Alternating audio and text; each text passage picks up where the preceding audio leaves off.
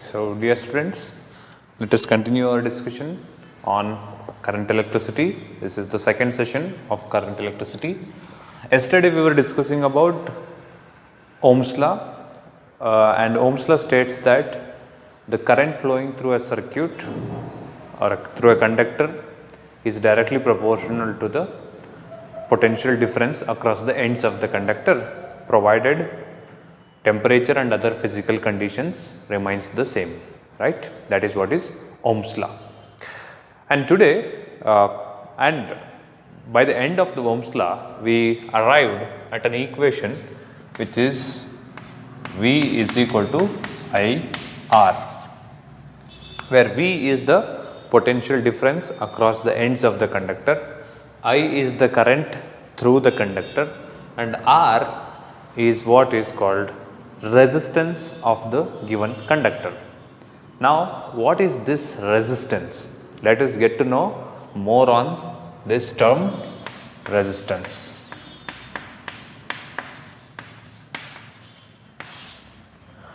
See, I have given you the example of water flow through a pipe, and you provide the potential difference, and hence the water will come out of this tap, right? Now, you can consider this diagram as the demo. Okay, you have both the ends of the pipe fixed with tap on, open tap like this. You have water filled in it. Okay, so now you created the potential difference, and hence the water comes out of this. More the potential difference that you create, more the water that comes out of this.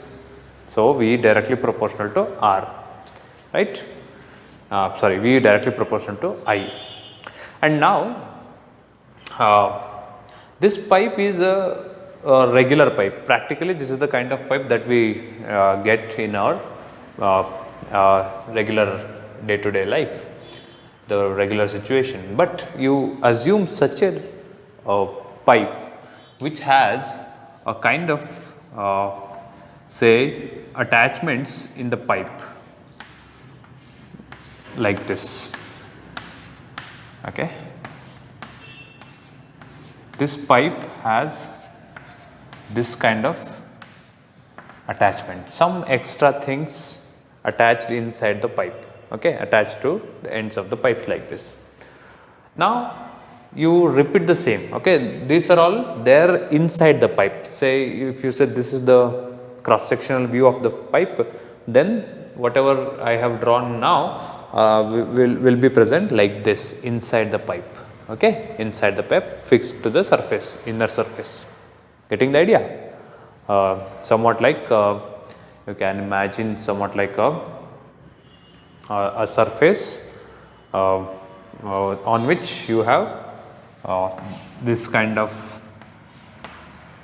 bubbles, hard bubbles fixed. Okay, you just imagine those things.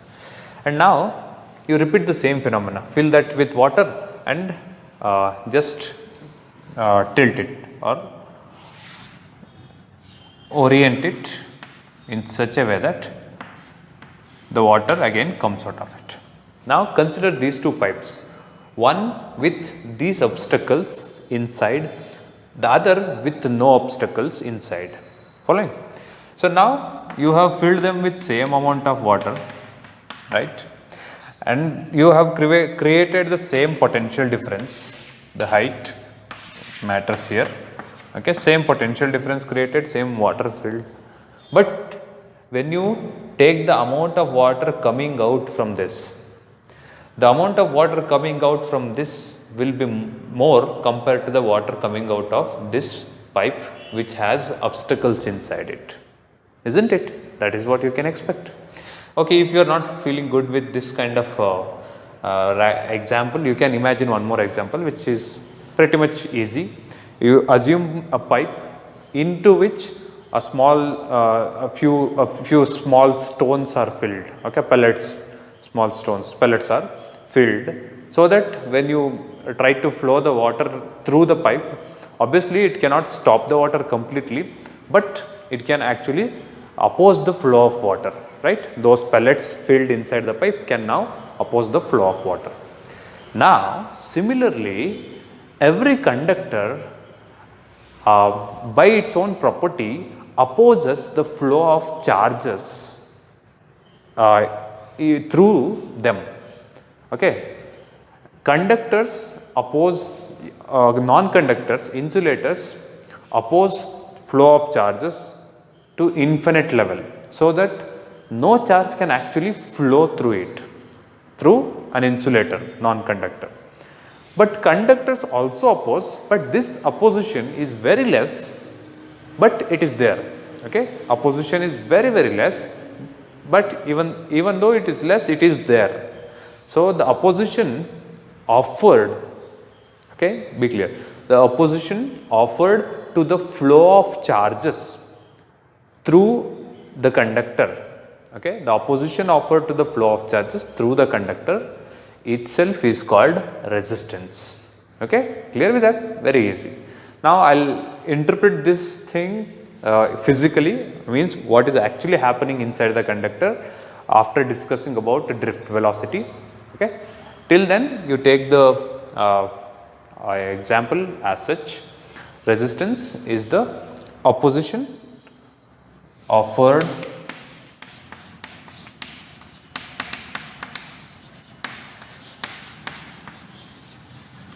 by the conductor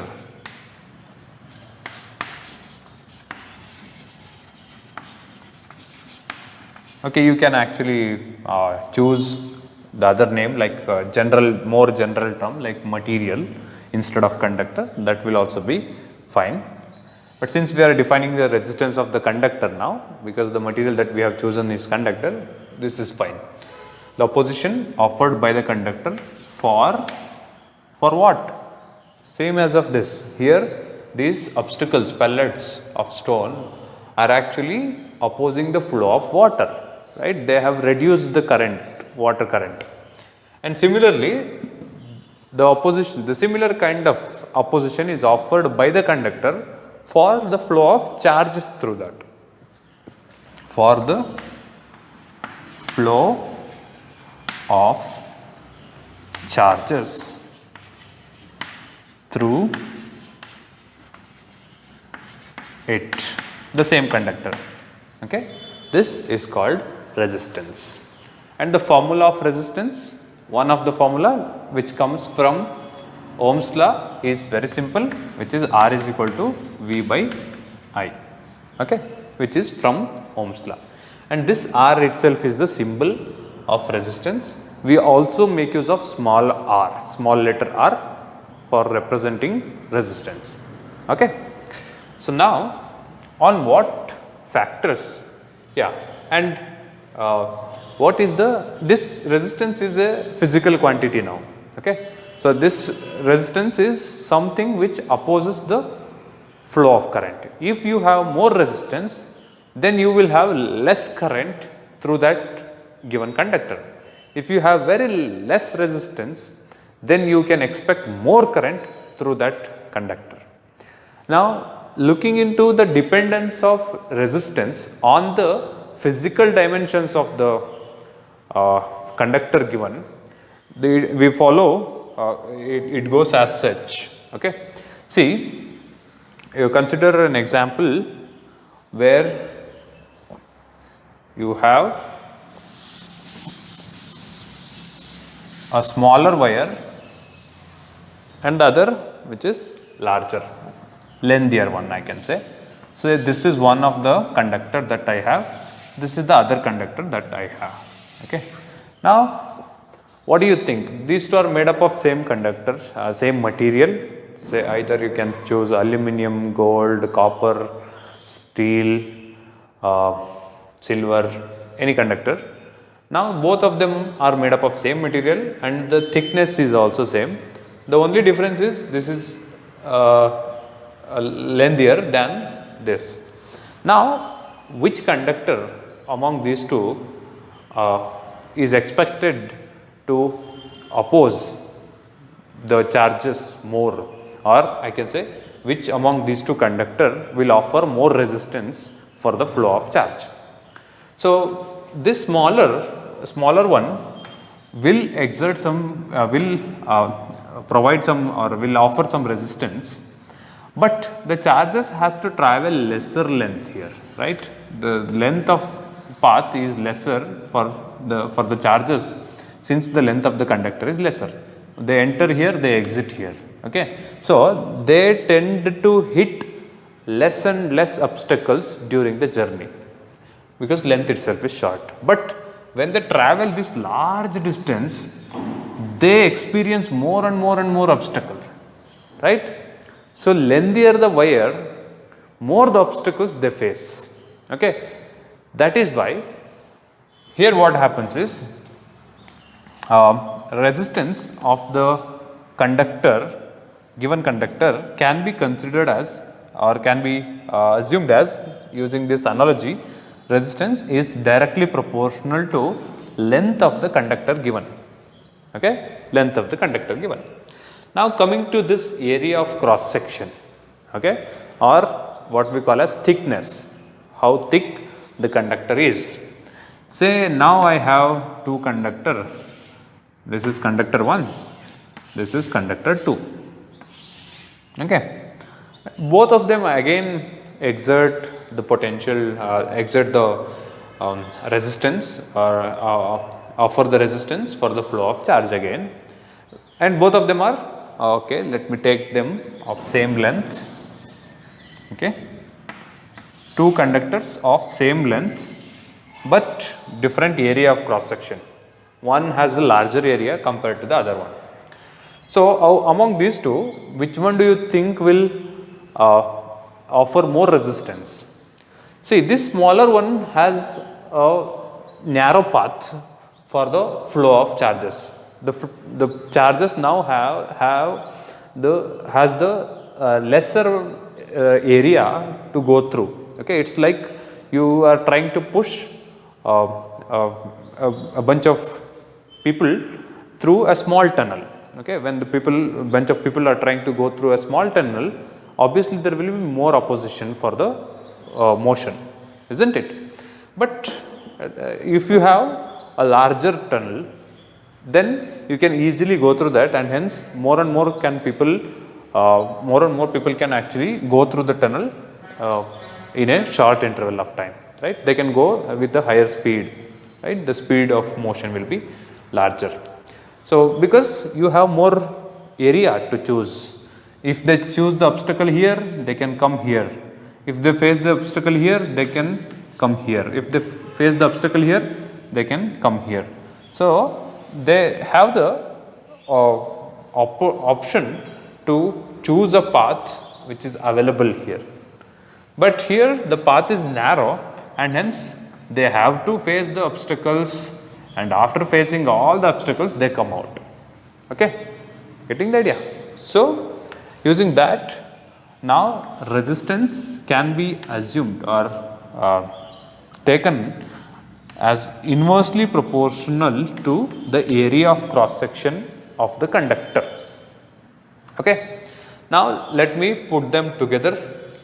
When I put both the conditions together, the resistance becomes equal to R proportional to L by A, right? And now again we need to remove the proportionality, and in order to remove the proportionality, I am going to introduce a constant which is called rho. Okay, this is not the density rho. Okay, this is the rho which is called resistivity of the given material. Okay, so rho L by A, where rho is equal to resistivity of the given, or I can say resistivity of the material. Okay, resistivity of the material of the given conductor. Okay, so let us define resistivity. Before we define resistivity and go into it, let me first give you the idea of unit of resistance. Now this resistance is a physical quantity, okay, more the resistance, lesser the current, that is how it works. And this resistance has the unit SI1, which is called ohm, okay, OHM, ohm, represented by this symbol, which we'll call as ohm itself, okay. So 1 ohm, 2 ohm, 3 ohm resistance, 4 ohm resistance, 1000 ohm resistance, that is how we are going to call the resistance from now onwards. And what about the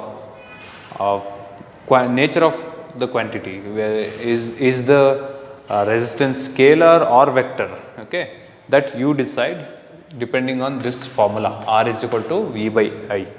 Okay, what is V? Is it a scalar or vector? Potential difference. Think over it. Current. Okay, you think, I have informed you in the previous classes. You think over it and hence decide the nature of resistance, okay, whether it is scalar or vector. And one more task for you, you get the dimension of resistance, okay, dimension of resistance from this formula itself, okay. Make use of this formula, potential difference by current, and get the dimension of resistance. It's the work for you, okay. What is I actually equal to I? The dimension of I is A, capital A, okay, keep that in mind.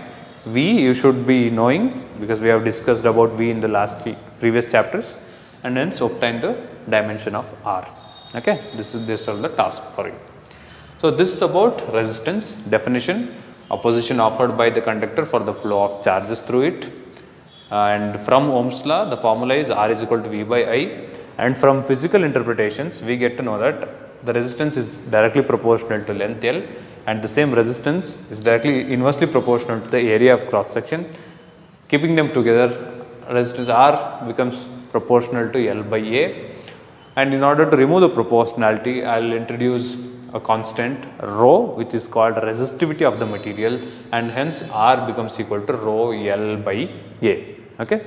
This is the formula which will give us the idea about resistance even though when there is no current through the conductor, because all these factors are of the physical conditions of the given material, physical condition and the dimension, physical dimension of the given material, right. So now our intention will be to know more on resistivity, okay. Right. Now let us define resistivity represented by symbol rho, okay. We will define resistivity using the very same formula. In this formula, if I make L is equal to 1 meter and area of cross section A is equal to 1 meter squared, then the resistance R becomes equal to rho, right. So this is the approach we will be following to define resistivity. Therefore, resistivity of the material, resistivity of the material of a given conductor,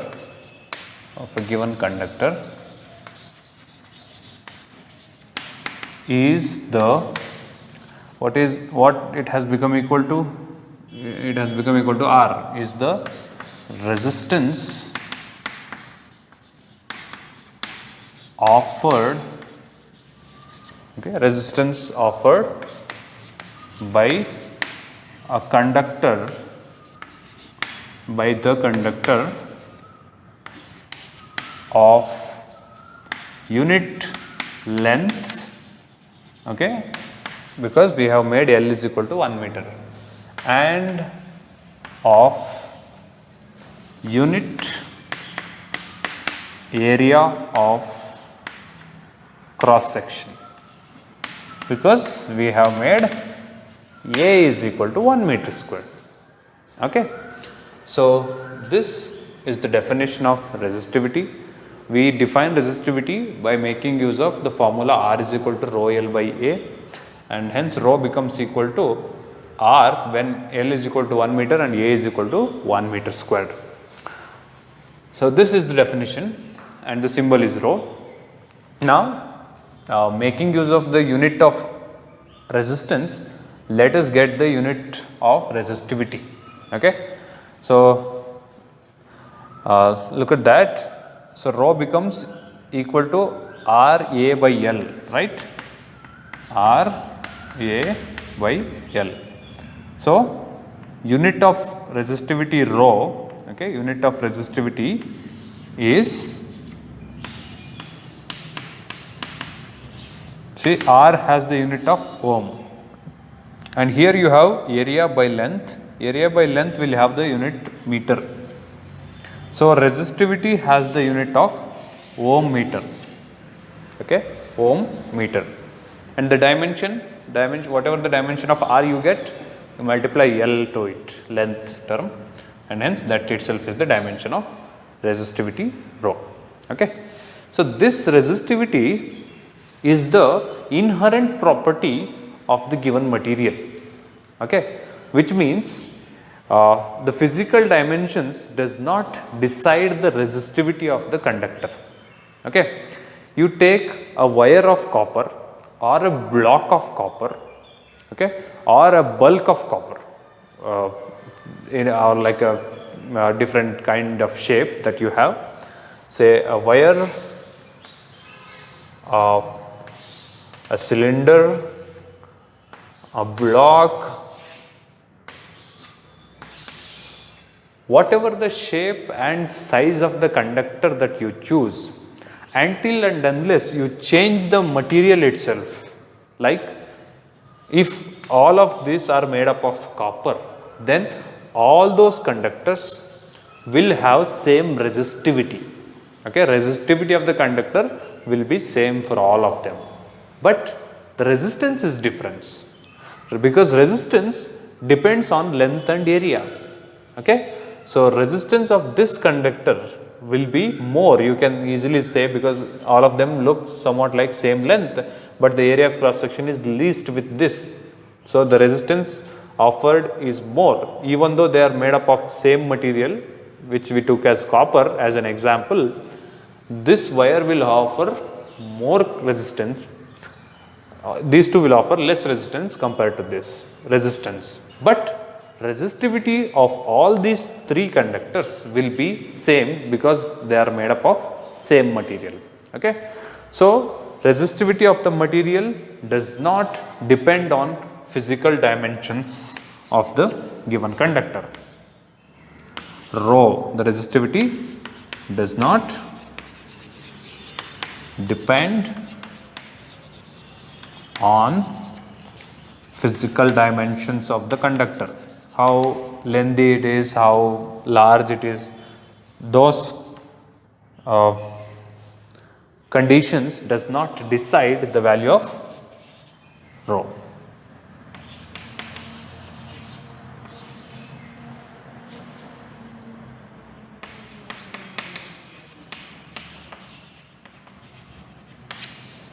Okay.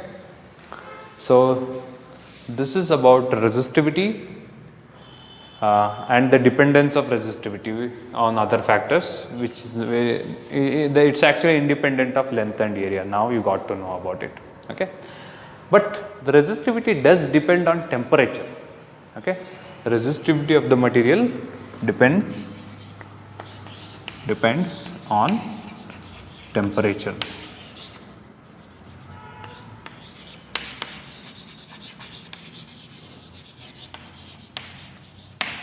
Okay, we'll see in detail about the dependence in the coming classes. Now, let us take a question which is very important as of the board examination is concerned. On what factors does the resistance of the given conductor depends on? Okay, resistance of the given conductor depends on rho, L and A, right? So, we will start writing the terms. Resistance of the conductor depends on length of the conductor, right? Yes, it is right.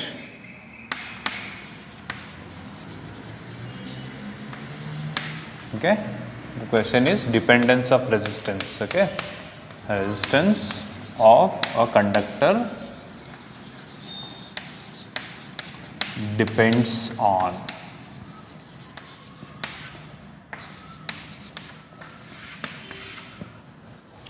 resistance of the conductor depends on length of the conductor, and you have A, which is area of cross section of the conductor. Okay.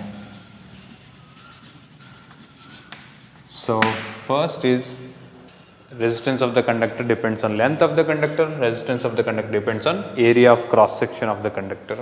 And the third, you have resistivity, which we generally not write as a direct point, instead we make it as a make it into 2 points. One point is nature of material of the conductor. Nature of material, which means which material are we choosing?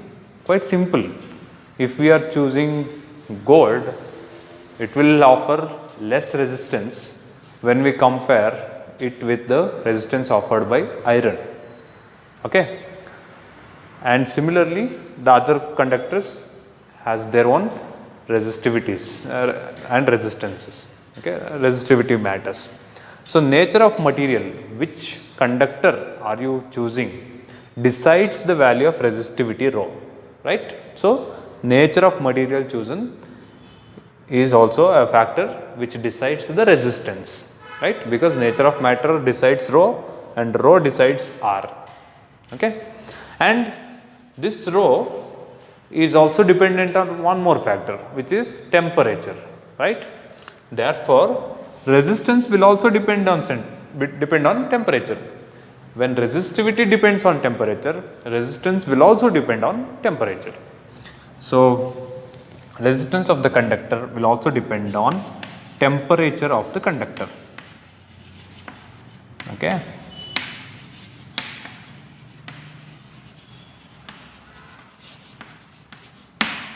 The dependence and all will discuss how exactly it is dependent. It is actually directly proportional. More the temperature, more the resistivity. Okay, that is how it depends, but we will discuss them in detail once we get to know about drift velocity. Next, let us take one more important factor in current electricity, which is similar to resistivity, but we call and exactly opposite to that. Okay, so which is conductivity. See, if resistivity decides the opposition offered for the flow, here conductivity decides the ability of the conductor to allow the charges to flow through it. Okay. So if a material has more resistivity, we can say it has less conductivity, right? If some other material has greater resistivity, lesser resistivity, we can say it has greater conductivity. Lesser the resistive, more the conductive the material is. Okay. But as of the definition and symbols are concerned, conductivity is represented by a symbol sigma. Okay, and is defined as quite simple definition. It is conductivity is the reciprocal of resistivity. That's it. Okay, reciprocal of resistivity of a given material is the conductivity of the material. So it's very simple. Sigma is equal to 1 by rho. Rho is resistivity, sigma is conductivity. And the unit of this conductivity sigma, okay, is given by, see it's the reverse of conductivity now. So we'll make the unit also reverse. So that looks somewhat like this. Okay, you all know that ohm is the unit of conductivity, and this is mho. Okay, OHM is ohm and MHO is mho, which is the unit of conductivity. Okay, unit of resistivity is sigma, is ohm, okay, and unit of conductivity is exactly the reverse of that. You tilt it by 180 degree, rotate it by 180 degree, you will get mho, okay. So it's more sensible if you write it like this. Okay. So this is about conductivity and the unit of it. Just a minute, it's a small mistake. The resistance of the resistivity has the unit not simply ohm. The ohm is the unit of resistance. Resistivity has the unit of ohm meter, right? Therefore, here the unit of conductivity becomes mho per meter, okay, mho per meter. Mho per meter is the unit of conductivity and ohm meter is the unit of resistance, okay. Now, depending on the ability of the material to allow the charges to flow through them, we classify them broadly into three types. One is conductor, the other is non-conductor or insulator, and the third is semiconductor, okay, which allow the charges partially to flow, not all, partially. Conductors easily allow the charges to flow. These insulators never allow the charges to flow. It doesn't never ever allow the charges to flow through it. So they are insulators. Now we will see the order of resistivity and conductivity for conductors,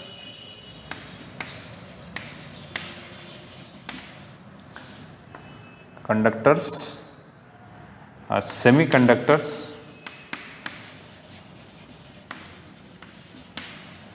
and insulators.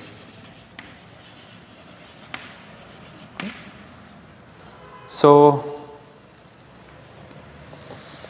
order of resistivity and conductivity.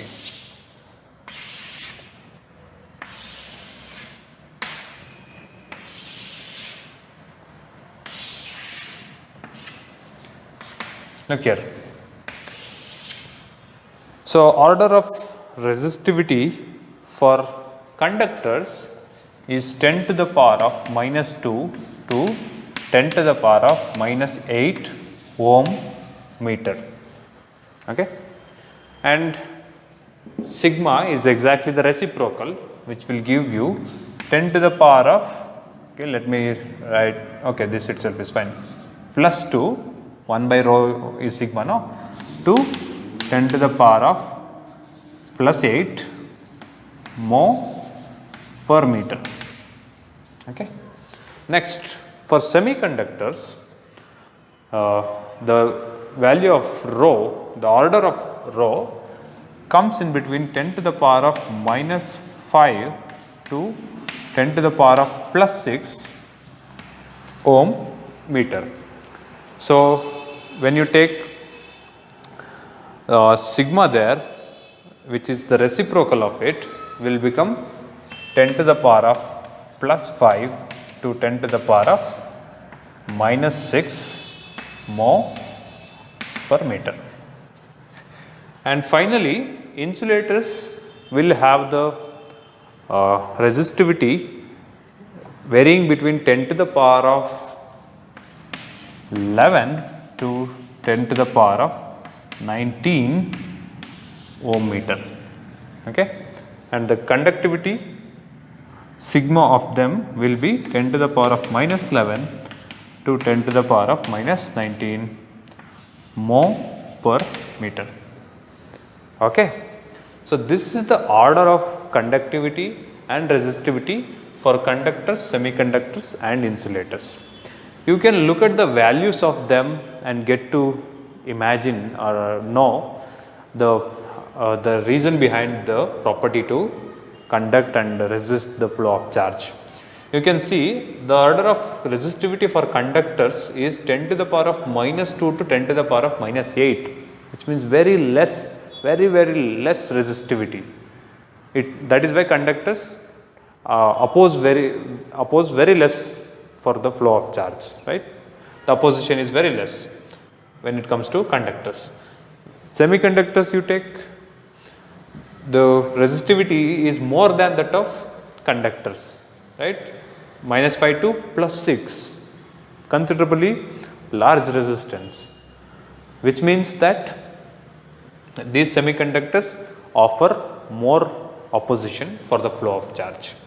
And here insulators 10 to the power of +11 to 10 to the power of +19, which is very huge resistivity, and hence the materials like wood, paper, glass, plastic and rubber and all does not allow the charges to flow through them. Okay. So, this is the order of resistivity and conductivity. Next, one more important term in current electricity, as we need to know more terms here. Okay. So, the other term which is important here is current density. Okay. Current density is represented by capital J, right. Now, current density is defined as the electrical current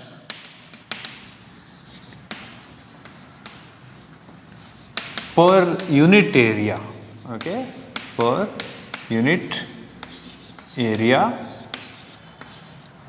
Okay. How that area should be chosen? Unit area chosen normal to the direction of current, normal to the direction of current is called current density, which means when you have a conductor of this size, okay, or magnified into this size, you will have certain area of cross section, you can get it, through which charges will be flowing, right. We have discussed about it. Now, this area can be anything, right, but now we need to restrict this area. Okay. The current is actually flowing in this direction I, and we should have the area normal to the direction of current. Okay. So, yeah, these are all positive charges. Okay. You should not confuse with the actual situation. This is an ideal situation. If you consider this as negative actual practical situations, then the current direction will be opposite. Okay. So, that is not the important point here.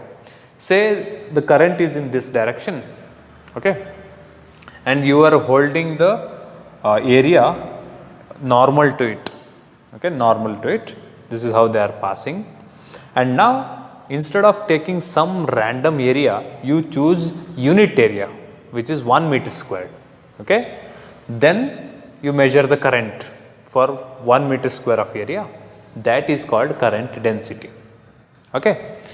And here, when it comes to actual practical situation, okay, this is theoretical one, actual practical situation, the electrons are the only charges which can pass through the conductor, and hence electrons going in this direction, negative charged one, direction of current will be like this. Okay. But that is not of our concern. Finally, we should have the current in such a way that the area considered should be normal to the current. Okay. So, we can now per unit area now.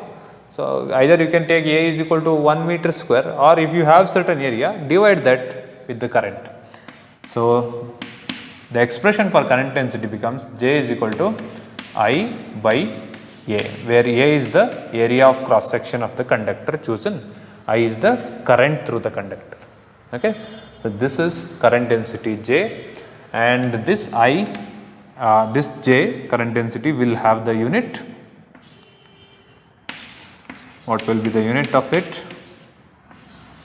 Unit of J is ampere per meter squared. Okay. Ampere for current, meter square for area. So, the unit of J is ampere per meter square. This is what is current density, its definition and the unit, and you should get the dimension. Okay. We forgot one thing about this current density. Okay.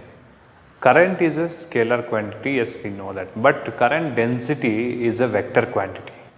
Okay, because we will have area there. Okay, current passing through unit area.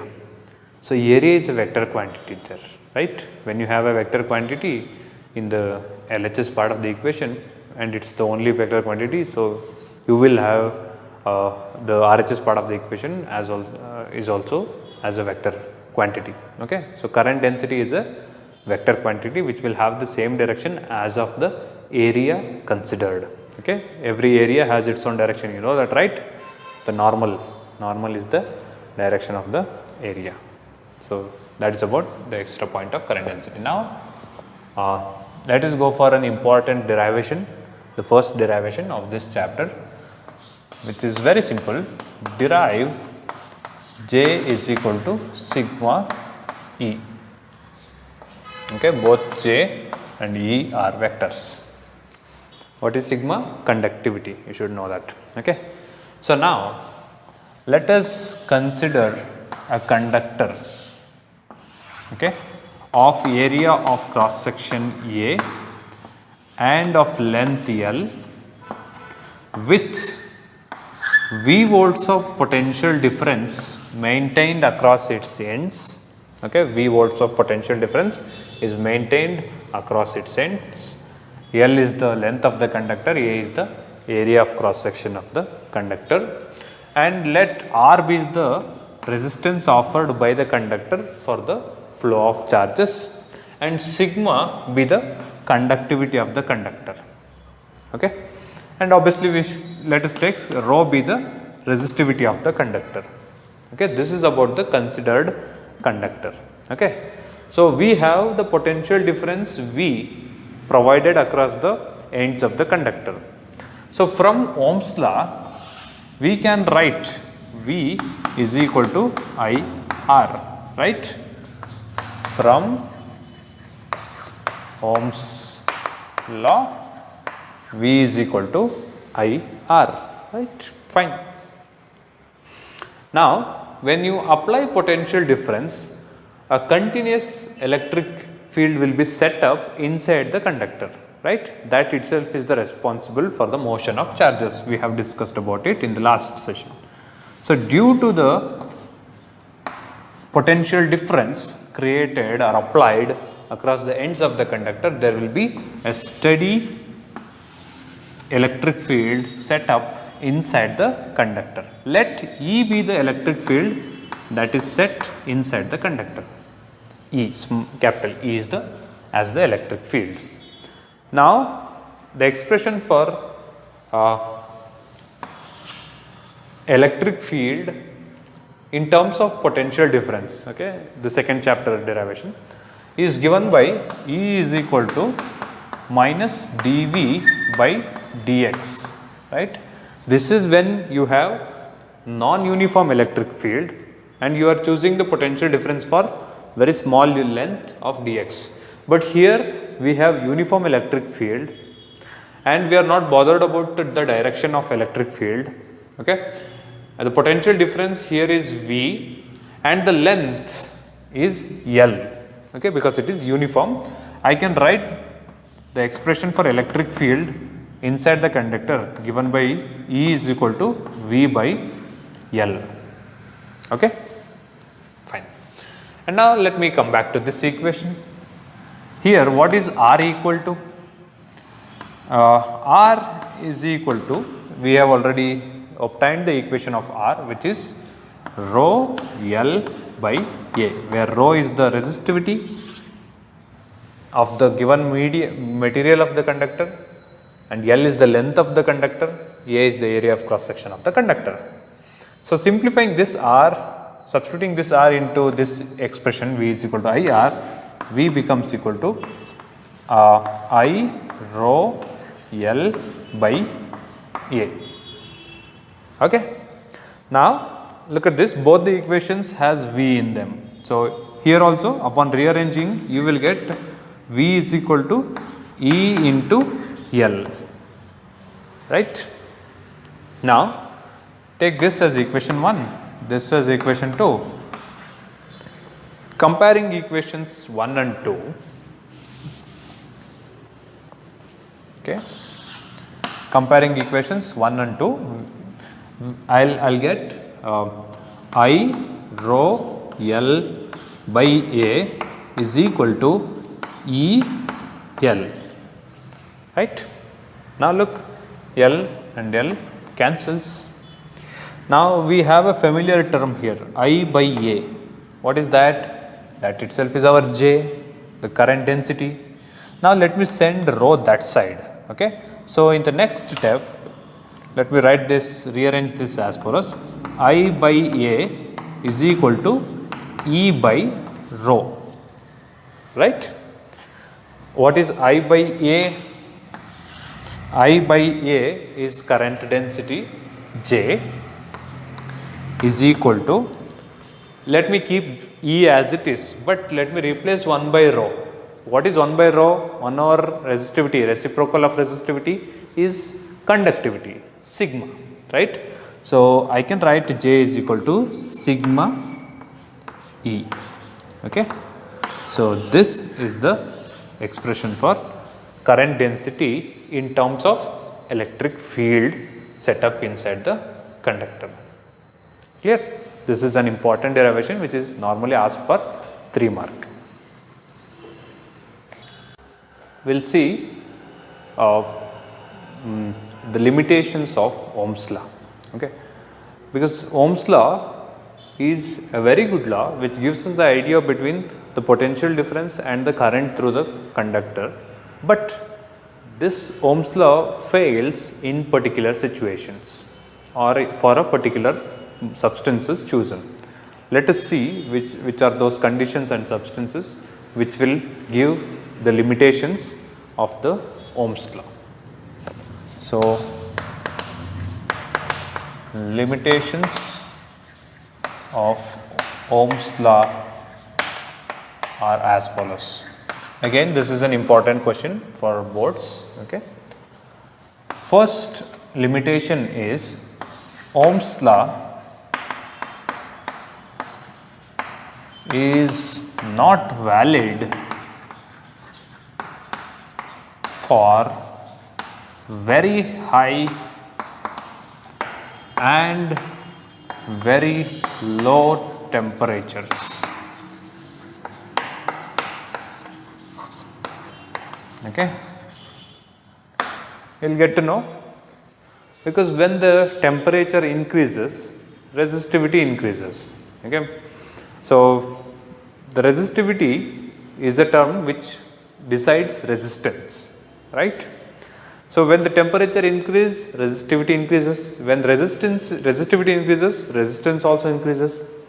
When the resistance of the material increases, the curve which we had V is equal to IR will no more be a straight line, okay. When you plot V along x axis and I along y axis, the curve will not be a straight line, okay. So Ohm's law is not valid for very high and very low temperature. This is the first limitation. I will explain it physically once the discussion of actual view is done. And Ohm's law is not valid for semiconductors. Okay. Ohm's law is valid for conductors, that is fine, but when you take semiconductors, Ohm's law is not valid. Okay.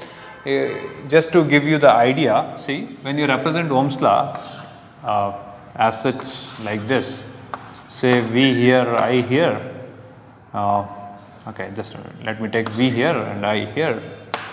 So what we expect is to be a straight line, because R is a constant, V is equal to IR. So it should be a straight line passing through the origin, but at very high temperatures it becomes like this.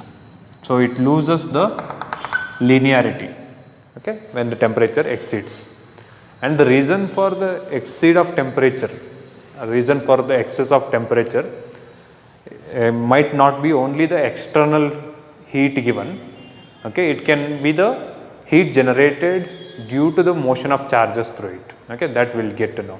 But as of now, you keep this much in mind, at very high and very low temperatures, the Ohm's law is not valid, and Ohm's law is not valid for semiconductors, because in semiconductors the graph of dependence of current and voltage for when they are in one direction is, which we call as forward, will be like this, and in the other direction it looks somewhat like this, okay.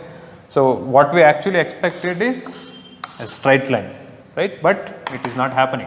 This is what is happening for semiconductors. So it is not valid for semiconductors, and these semiconductors and other devices which does not hold good for Ohm's law are all called non-ohmic devices, okay, non-ohmic devices for semiconductors and other non-ohmic devices, okay. Next, for gallium arsenic we have for gallium arsenic we have the curve, okay, of V versus I versus V is not linear, and we have two values of I for same V, okay. When you have same potential difference and expecting different currents at same potential difference is not possible when you have proper Ohm's law applied. But when you take gallium arsenic as an example, okay, the graph looks somewhat like this, okay. Here if I plot V along y axis, see, for one particular value of V, see, you have two different currents here, okay. You are varying the voltage like this, at certain voltage current becomes maximum, and you will get the two different values of voltage or currents for the same voltage. So this is what is not expected when we are making use of ohmic devices or when we are applying Ohm's law. So these are all the limitations of Ohm's law, and the same point which we wrote here, Ohm's law is not valid for semiconductors, is made as another separate point. The relation between V and I is not linear, okay. So these three are the limitations, you can keep this much in mind.